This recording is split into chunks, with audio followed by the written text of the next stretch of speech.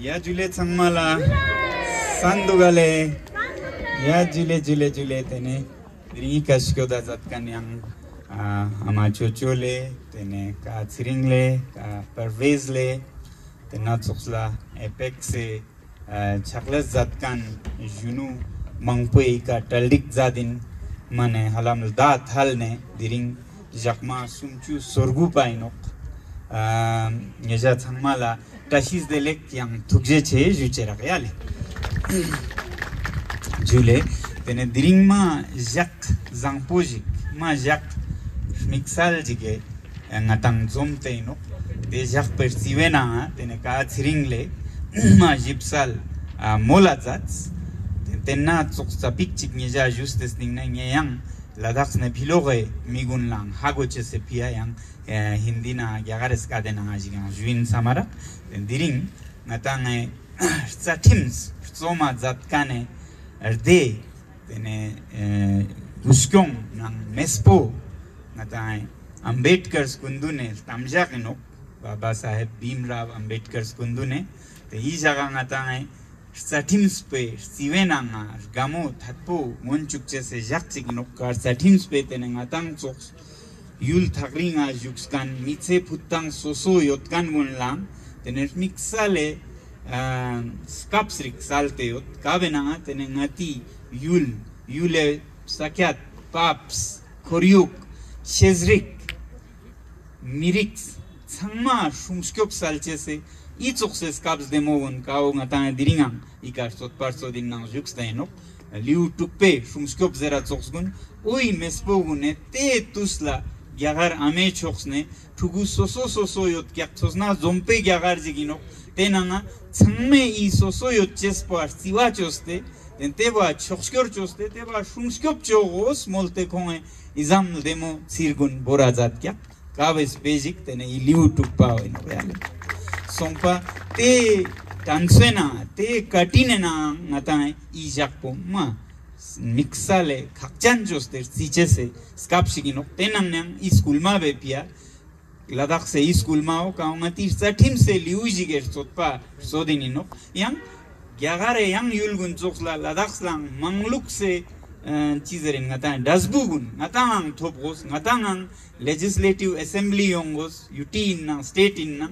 tebang innar satim se ngatang sangmala sala nokpa ladakh nyam potsapik sodemet sontenok ibu kija mithop mola choksiga daksal dangmal ding mega khatenok innang I mespogune I sirbo changmang atipia borkya songpa iu ngetsapik chik dan bo things testing ne tene yagares kadena atan sapik chik juin yale te juisang boma atan sapik yagara mes totpena nga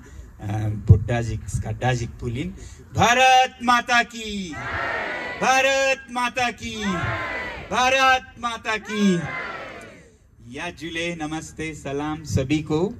आज हम एक बहुत ही खास दिन के उपलक्ष्य में यहाँ पर जुटे हैं यूं तो हम पिछले 39 दिनों से यहाँ पर अनशन पर बैठे हैं बहुत से लोग कोई एक दिन के तो कोई 3 दिन के कोई 5 कोई 7 कोई 9 कोई 10 कोई 21 दिन के जो कि गांधी जी के सबसे लंबा अनशन था तो हम उसी पथ पर शांतिपूर्वक अपने लद्दाख के संरक्षण की मांग या फिर वादे जो सरकार ने हमसे किए उन्हें हम याद दिलाने की कोशिश कर रहे हैं और लद्दाख को भी लोकतंत्र के जो फल हैं पूरे देश की तरह मिले ये हम उन्हें निवेदन कर रहे हैं बहुत ही सब्र से बहुत ही शांति से जैसा कि एक प्रतीक बना हुआ है पूरे भारत में कि लद्दाख के लोगों ने कितनी शांति से प्रार्थनाएं करके दुआएं करके यहाँ पर इतने दिनों से 39 दिनों से अनशन करके खुद पर दुख देकर सरकार को अपनी मांगे याद दिलाने की कोशिश की तो आज का दिन इसलिए बहुत बहुत विशेष है क्योंकि जिस संविधान के प्रावधान की हम मांग कर रहे हैं 6वें शेड्यूल की अनुच्छेद 244 के या फिर लोकतंत्र की बहाली की ये सब इसी संविधान में निहित है और बाबा साहेब भीमराव अंबेडकर जी ने जिनका जन्म आज ही के दिन हुआ, उन्होंने भारत को नेतृत्व दी संविधान बनाते समय। उस कमिटी के वो नेतृत्व में आगे रहे और फिर एक ऐसा संविधान दिया जो भारत के लिए बहुत ही एक रोशनी बनी है आज तक आजादी से। तो इसमें पूरा संविधान के बारे में तो हम क्या कहें और कितना कहें, मगर आज के इस संदर्भ से, हमारे इस आंदोलन के संदर्भ में अगर देखें तो उन्होंने भारत माता की तरफ से अपने बच्चों के लिए बहुत कुछ रखा संविधान में, जिसको कि आज इज्जत करने की जरूरत है और उन पर चलने की जरूरत है आज के भारत के सभी नेताओं को। तो जो 6वें शेड्यूल की हम मांग कर रहे हैं, वो भारत माता के जो ऐसे बच्चे हैं जो थोड़े अलग जीवन शैली से जीते हैं, उनके लिए खास कुछ दवा, खास कुछ नुस्खा जैसे कहिए रखे गए हैं। जो अलग हैं, जो कमजोर हैं, उनको बराबरी देने के लिए, चाहे वो जाति अलग अलग हों या जनजाति हों भारत में, जो कभी पहाड़ों में रहते हैं अपने तरीके से, या फिर छत्तीसगढ़, मध्य प्रदेश के, आंध्र प्रदेश के जंगलों में रहते हैं, उस विविधता को न सिर्फ सहने की बल्कि और प्रोत्साहन देने की और संरक्षण देने की बात उन्होंने इस संविधान में रखा, जिसे आज हमें याद करने की जरूरत है। उन्होंने सबकी बराबरी की बात नहीं की, समानता की ही नहीं बल्कि समता, न्याय समता की, जिसे हम इक्विटी कहेंगे। इक्वालिटी तो हम सबको समझ आता है, इक्वल, सब बराबर हों, मगर उससे भी ऊपर है एक बड़ा धर्म, वो है इक्विटी। इक्विटी का मतलब समता, सिर्फ समानता नहीं, समता और न्याय समता, जिसका मतलब है कि बराबर कहें तो फिर हर किसी को बराबर दें। आप सोचिए, एक माँ है, उसके 2 बच्चे हैं, एक बिल्कुल हट्टा कट्टा पहलवान है, एक कमजोर रह गया है, किसी बीमारी से हो या किसी भी वजह से हो। बराबर करूंगी बोल के अगर माँ दोनों को 1 गिलास दूध दे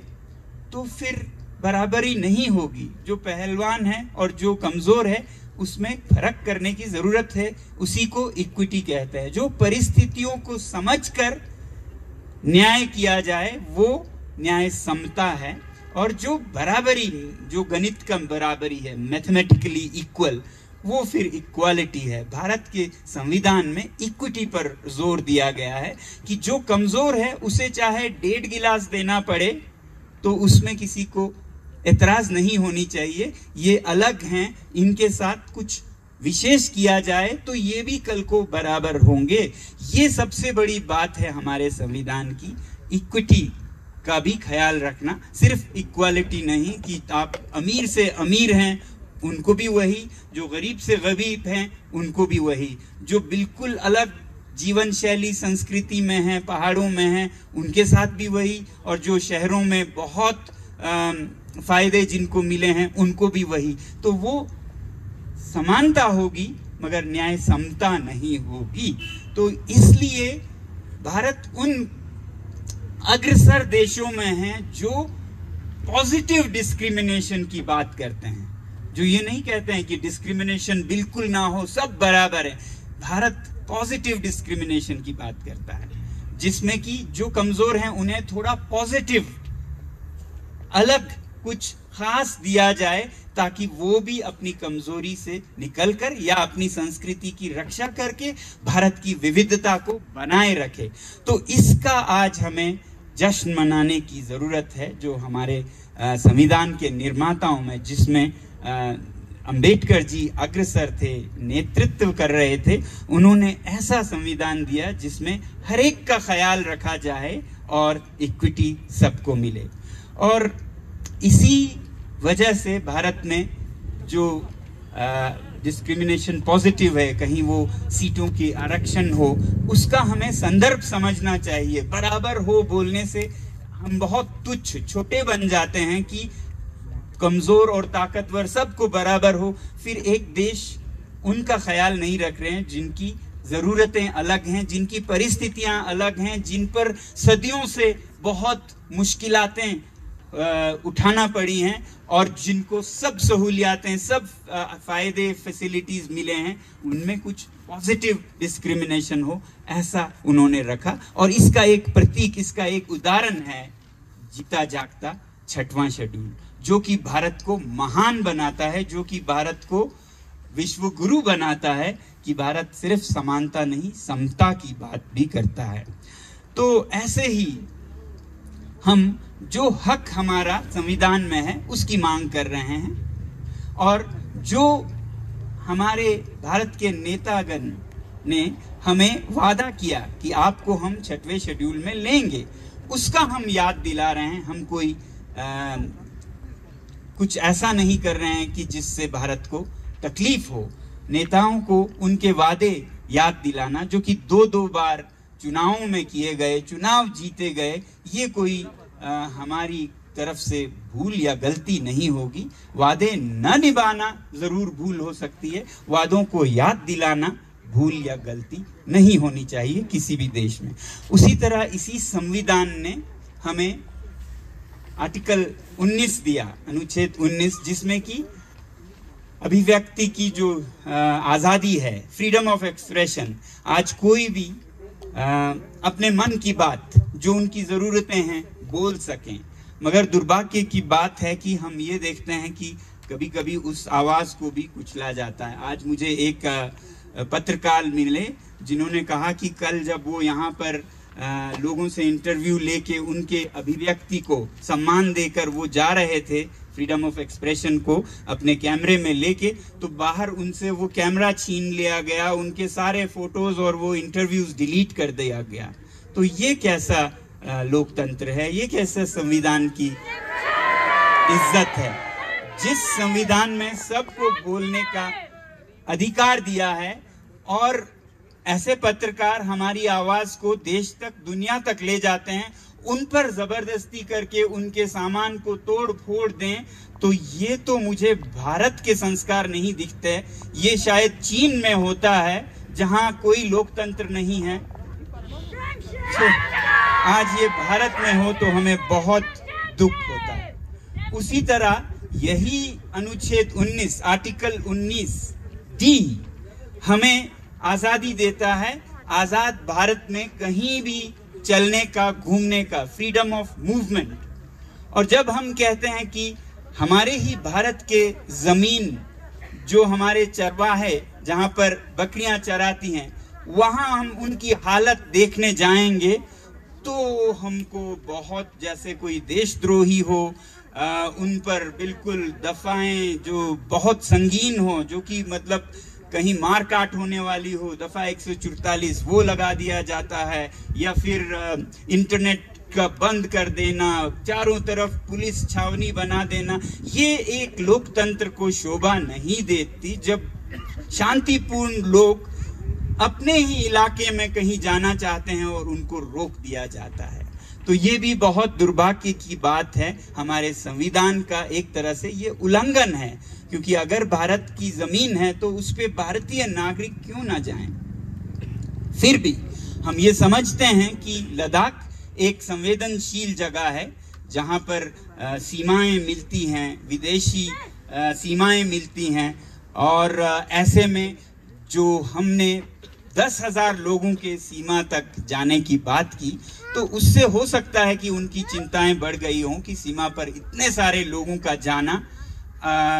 अच्छा नहीं है, या उससे कहीं शांति में कोई भंग ना हो, तो हम वो समझ सकते हैं। तो इसलिए हम ये कह रहे हैं कि अगर इस वजह से, और सिर्फ इस वजह से आपने रोका कि हम लोग इतने बड़े संख्या में पश्मीना मार्च कर रहे थे, पश्मीना चरवाहों की जमीन को देखने जा रहे थे,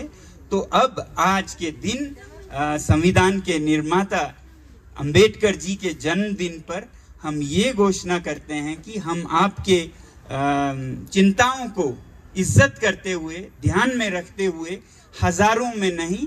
1-2 दर्जन लोग, और वो भी गाड़ियों में नहीं, पैदल जाएंगे, जो हमारे चरवाहे जो हिमाचल और लद्दाख के सीमा पर है, स्क्यांगचूथांग, रूपशो खारनाक के जो चरवाहे हैं, वहां पर हम पैदल जाएंगे। अब इसमें तो आपको कोई एतराज नहीं होनी चाहिए। 1-2 दर्जन लोग, 1-2 हजार भी नहीं, अगर पैदल जाते हैं अपने ही सीमा के अंदर, हिमाचल के सीमा पर चरवाहों की जमीन को कैसे उद्योगों के नाम, बड़े बड़े परियोजनाओं के नाम दे दिया जा रहा है, वो अपना चरागा खो रहे हैं। यूं कहिए कि जैसे हम अपने पूरे खानदानी जमीन और खेत खलियान खो दें, वैसा ही उनका चरागा है। उनके पास उस चरागे के अलावा कुछ नहीं है। तो ये क्या हो रहा है वहां पर, उनसे बिना पूछे, बिना समन्वय के, जैसा कि 6वें शेड्यूल में अनिवार्य है कि स्थानीय जनजातियों से पूछ के उनके समन्वय से ही ऐसे किसी परियोजना के लिए जमीन दिया जाए। जमीन देने से हमें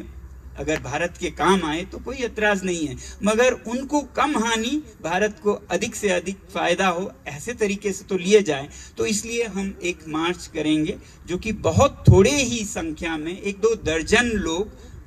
अपने ही चरवाहों से मिलने जाएंगे। और इस मार्च में हम शायद उपशी से शुरू करें, ऐसा अभी भी मीटिंग चल रहा है। ये कल के मीटिंग की बात बता रहा हूँ आपको, जो एपेक्स बॉडी में मीटिंग हुआ उसके अनुसार, कि हम अगर संख्याओं से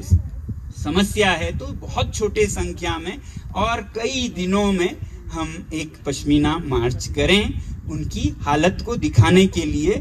और ये सीमा पर भी नहीं है, ये तो बिल्कुल भारत के आज़ाद जमीन पर है। भारत के आज़ाद नागरिक वहां चल के जाएं तो किसी को कोई समस्या नहीं होनी चाहिए। और उसके बाद स्क्यांगचूथांग के बाद अगर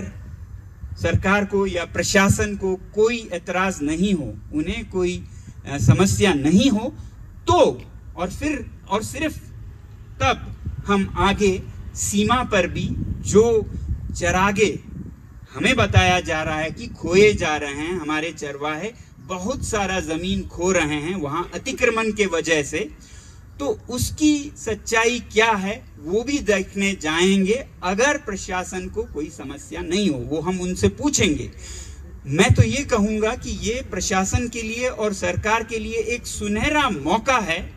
जब वो कहते हैं कि 1 इंच भी कहीं नहीं गया है, भारत में कुछ भी भारत की जमीन को नहीं हुआ है, तो सबसे सुनहरा मौका है ये कि वो दिखा दें लोगों को जाने के लिए, बल्कि और सहायता करें, मदद करें और जाके देखें कि कुछ भी नहीं हुआ है, 1 इंच भी फर्क नहीं पड़ा है। तो इससे पूरे देश को इत्मीनान होगा कि जो हमारे नेता कह रहे हैं वही सच है और वो इन्हें मदद करके सीमा तक ले जा रहे हैं, और वो भी 10-20 लोगों की टोली। तो ये एक अच्छा मौका हम सरकार को दे रहे हैं कि वो हमारे साथ सहयोग करे और हमें वहां तक जाने दे। अगर वो नहीं कहते हैं तो हम उसे सर आंखों पर मानेंगे, मगर दुनिया फिर उन पर शक करेगी, दुनिया फिर उन पर सोचेगी कि ऐसा क्या है, अगर 1 इंच भी कहीं नहीं गया है तो फिर क्यों नहीं जाने दिया जा रहा है, क्या छुपाने की बात है। तो इससे खामखा के अटकलें लगाए जाएंगे, जो कि अच्छा नहीं होगा। और हमारी उम्मीद है कि ये 5 दिन तक जो हम स्क्यांगचूथांग तक जाएंगे, उसके बाद अगर हमें अनुमति मिले, ये हम उन पर छोड़ते हैं, तो वो एक बहुत बड़ा सबूत देंगे कि भारत की जमीन पूरी तरह से सुरक्षित है। अगर वो रोकें भी तो हम नहीं जाएंगे, हम पूरा सहयोग देंगे प्रशासन से, मगर संदेश उतना अच्छा नहीं जाएगा। तो यही फर्क है। बाकी जो मार्च है वो हम कल बहुत मीटिंग करने के बाद ये कह रहे थे कि 2-3 दिन के बाद करेंगे, और तब तक 17 अप्रैल की बात निकली कि हम तब उपशी से शुरू करें। और बताया ये गया कि 17 अप्रैल बहुत ही शुभ दिन है, वो भगवान श्री राम का जन्मदिन है, राम नवमी है। और भगवान राम वही थे जिन्होंने ये कहा था, जिनके आदर्श ये थे कि रघुकुल रीति सदा चली आई, प्राण जाए पर वचन न जाए, जान चली जाए मगर वादे कभी नहीं टूटेंगे। तो जो हमारे प्रधानमंत्री जी का भी मानना है भगवान श्री राम के मंदिर बनाए, मूर्ति बनाए, तो जरूर हमें उम्मीद है कि उनके आदर्शों पर भी वो चलेंगे। और ये बहुत ही एक शुभ दिन को, रामनवमी को हम ये मार्च करेंगे, जिसमें कि जो लद्दाख के साथ वादे किए हैं उस पे हम उम्मीद करेंगे कि वो इसी आदर्श का पालन करेंगे, प्राण जाए पर वचन न जाए, और हम शांति से भारत की ज़मीन, भारत के जो चरागे हैं वहाँ तक जाएंगे, और अनुमति मिला तो आगे जाएंगे। बाकी मैं ये कहूँगा अंत में कि जो ये हमारे मार्च की बात है, बहुत से लोग दिल्ली में बैठकर ये सोचते हैं कि ये हम कुछ समस्या पैदा कर रहे हैं, ये हम कुछ देश के खिलाफ कर रहे हैं। ये हम किसी के खिलाफ नहीं कर रहे हैं, सिर्फ हमारे जो चरवाहे हैं उनके समर्थन में कर रहे हैं। अगर आपको इसमें समस्या दिखती है तो फिर उनके साथ संवेदना नहीं है, जो अपनी जमीन खो बैठ रहे हैं। मैं दिल्ली के लोगों से कहूंगा कि आपको आपके घर से निकालकर किसी फ्लाईओवर के नीचे ले जाएं और कहें कि आपका घर आज से चला गया है, यहाँ पर बड़े बड़े प्रोजेक्ट बनेंगे, परियोजनाएं बनेंगे, तो आप पर क्या गुजरेगी? यही गुजर रहा है आज हमारे चरवाहों के पास साथ, क्योंकि उनकी जमीन, उनका घर वही चरागे हैं। वो अगर सैकड़ों किलोमीटर स्क्वायर छीन लिए जाते हैं उद्योगों के लिए, परियोजनाओं के लिए, तो वो बेघर होंगे। उन्हें अपने बकरियां बेचकर एक कुली की तरह शहरों में भटकना पड़ेगा। तो उनके दुख और दर्द को देखने के लिए और फिर आवाज ये देने के लिए कि आगे से ऐसा कोई भी परियोजना हो, देश के काम आए तो सर आंखों पर, मगर वो स्थानीय जनजातीय लोगों के समन्वय से करे ताकि उनको नुकसान कम हो। सिर्फ ये बात पहुंचाने के लिए हम वहां जाएंगे। मगर अगर इसे कहा जाए कि ये तो देशद्रोह ही है, ये तो इससे आजकल बहुत ऐसे बातें चला रहे हैं, तो हमें बहुत हैरानी होती है कि हम अपने वादे याद दिलाएं तो देशद्रोही कैसे हो जाते हैं। वादा तोड़े तो होते, मगर सिर्फ याद दिलाने से ये कहें कि लद्दाख के लोग चीन के एजेंट हैं या सोनाम वांगचुक चीन के एजेंट हैं, तो वो सिर्फ एक सोनाम वांगचुक को नहीं कह रहे हैं, पूरे लद्दाख को कह रहे हैं, जो कि बहुत दुर्भाग्यपूर्ण है। और इसी वजह से लोगों में एक एलियनेशन जिसे कहते हैं, दूरी पैदा हो सकती है देश से, जो कि बहुत दुर्भाग्यपूर्ण होगा। हम नहीं चाहते वो लोग जिन्होंने हर जंग में, हर युद्ध में भारतीय सेना के साथ मिलकर देश की रक्षा की, आज उन्हीं को हम कहें ये तो सीआई के फंडेड हैं, ये तो चीन के फंडेड हैं। ये बचकनी हरकतें हैं जो शायद कोई डरा हुआ नेता कर रहा हो अपने कुछ गलतियों को छुपाने के लिए, वरना कोई भी अच्छा नेता भारत का ऐसा नहीं करेगा। ऐसे बचकने हरकतों को रोक देने की जरूरत है। हम देख रहे हैं बहुत से लोग इसमें व्यस्त हैं आजकल कि लद्दाख के लोगों को कैसे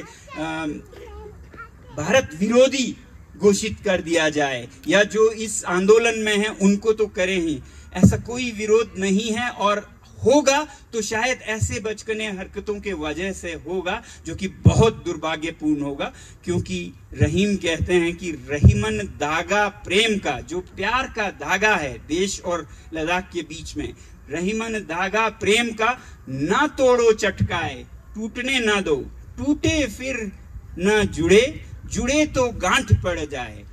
ये धागा जो है प्रेम का, टूटे फिर न जुड़े, और जुड़े तो एक गांठ पड़ी रह जाती है, वो पहले के जैसा नहीं होता है। तो मुझे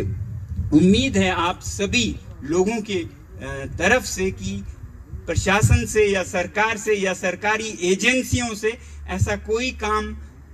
शॉर्ट साइटेड, पल भर के फायदों के लिए ऐसा कोई काम नहीं किया जाएगा जिससे कि लद्दाख के दिलों में दूरियां पैदा हो या दिल को ठेस पहुंचे। तो इसलिए ऐसी बातें कहना अच्छी बात नहीं है। हम तो सिर्फ यहाँ के लोगों की दर्द सरकार तक पहुंचाने की कोशिश कर रहे हैं, जिसकी की पूरी आज़ादी है इसी संविधान में। तो उसमें हमारा सहयोग दें, न दें तो कम से कम विरोध ना करें। तो ये मैं आज इस मंच से संविधान के बारे में कहते हुए आप सभी से कहना चाहता था, और घोषणा ये करना चाहता था कि हम थोड़े ही संख्या में लोग, आप में से जुड़ना चाहें जुड़ें, इस पश्मीना मार्च पर जाएंगे, और गांव के लोग उनको हम समझाते जाएंगे कि ये कैसे हमारे संरक्षण की, हमारे पर्यावरण की संरक्षण करना कितनी ज़रूरी है। वो एक गांव से दूसरे गांव तक जुड़ें तो जुड़ें, वरना हमें कोई संख्या से मतलब नहीं है, ना ही हम किसी का हानि पहुंचाना चाहते हैं। हम सिर्फ अपनी आवाज़ पहुंचाना चाहते हैं, जिससे कि संविधान हमारी अभिव्यक्ति की जो स्वतंत्रता है, फ्रीडम ऑफ एक्सप्रेशन, वो यही संविधान रक्षा करेगी। हमारी ये उम्मीद है। आप सभी का बहुत बहुत धन्यवाद। और हम ये आवाज़ पहुंचाते रहेंगे नेताओं से। मैं तो यही अंत में कहूँगा कि बजाय इसके कि लद्दाखियों में खामियां ढूंढने लगे कि ये लद्दाखी लोग बहुत गंदे हैं, ये एजेंट हैं, ये हैं, वो हैं, ज़्यादा अच्छा होगा कि जो वादे हैं उन पर बात करें, उस पर आप हमारे नेताओं से बातचीत करें और वादे पूरे करने पर ध्यान दें, ना कि वादों को याद दिलाने वालों पर तमाम इल्ज़ाम लगाकर उनको कालिक पोतने की कोशिश करें। इसी प्रार्थना के साथ मैं आप सभी का फिर धन्यवाद।